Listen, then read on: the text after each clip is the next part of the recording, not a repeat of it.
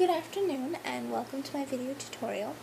I have actually had quite a few requests to do a 1911 disassembly video. I honestly never intended to do a 1911 disassembly video, and the reason for that is because there are so many different manufacturers and so many different types of 1911s out there that not every 1911 takes down the same way. If one were to do a YouTube or Google search for 1911 disassembly, most likely they would get a disassembly video for the government model 1911, seeing as how that's pretty much the standard. But there are plenty of 1911s out there that don't have the bushing that the government model 1911 has, either that or they have different spring assemblies. They have takedown tools, special tools that you need.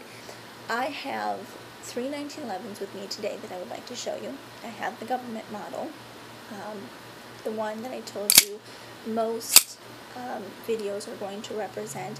I'm only going to briefly touch on this because, like I said, you can find disassembly videos by the hundreds for those. I also have a commander size 1911. As you can see, the difference between these two here, you can see this one has a bushing, this government model here. The government model, you can see the bushing coming around the barrel here. This has a bull barrel. You can see here that the bull barrel is much thicker, therefore it doesn't have a bushing. You can see the difference right there in the barrels. The bull barrel is nice. It helps, it puts a lot of weight on the front of the gun to help with recoil, to help with that muzzle flip. Then lastly, I have the defender size, so 3-inch 1911. Again, show that it's empty.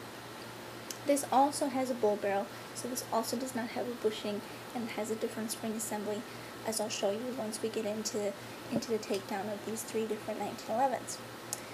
I'm going to start with the government because this is the most typical 1911 that you find.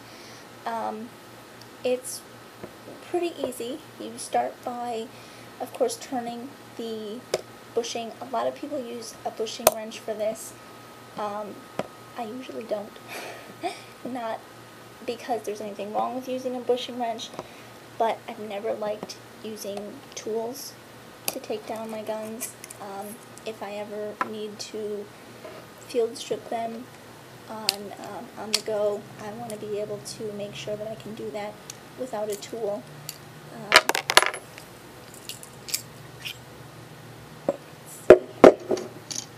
Here's the frame. Most springs actually stay on the guide rod, but mine's a little loose, so it doesn't. Oh, I took the bushing out. Here's the bushing that I was talking about that the other two 1911s don't have. And here's the barrel. I have field stripped the government model. So now that the government model is in pieces, I'm going to go ahead and move to the commander size. Again, like I said, the commander size is a little bit different. I have to actually remove the slide stop before, and remove the slide before I can get the spring out. So, I'm going to go ahead and pull this back to the slide stop notch. There's the slide stop notch, there's the slide stop, as you can see. I use this grip here, so that way when I pull the gun back, I can get a good grip on it. I can use my other hand to operate. Now this gun is a little different. It actually, the spring is kind of compressed up in here. It doesn't have a full-length guide rod like a lot of the commander size do. So I actually have to keep my hand here on the slide to hold that spring in, or else it will go flying on me. So I can remove my frame. Now I'm holding in the spring here, and this pretty much just comes out by easing it up and then pulling out the spring backwards, and then the reverse plug can come out, and then barrel. And you can see the difference in the two barrels. This one kind of flares at the end, and this one's just straight. And the Defender size actually goes a step further. You gotta kind of do the same thing.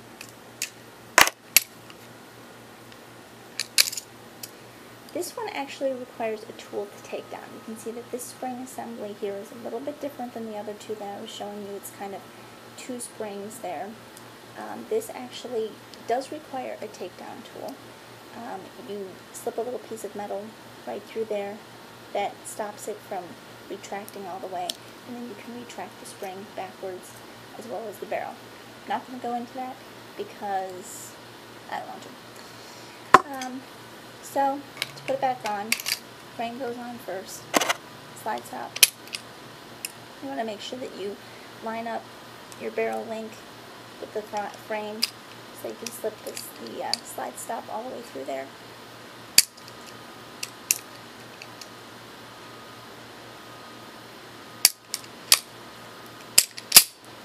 And that one's done. Now on this one here, the commander size, go ahead and put the barrel back in. Make sure the link is back. Oh, gotta get the plug back in there. Look at my plug. Plug goes in. Spring goes backwards. Here.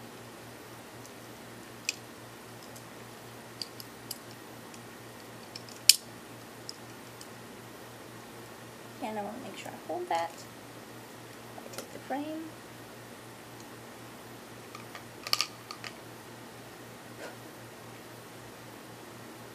Jeez.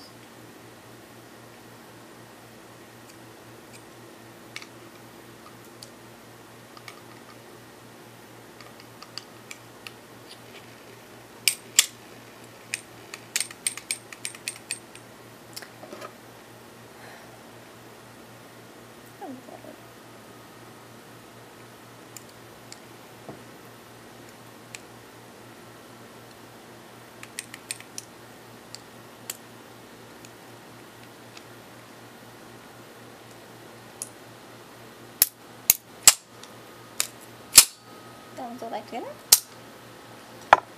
Then finally, the government. Just putting the barrel in.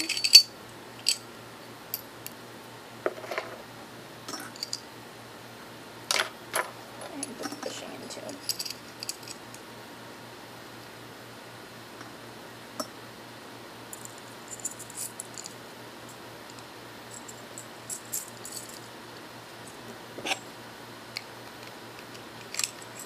Slide on the frame.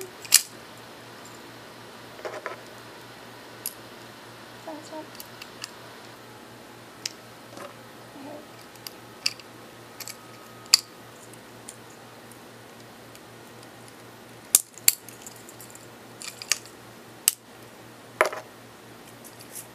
Plug on.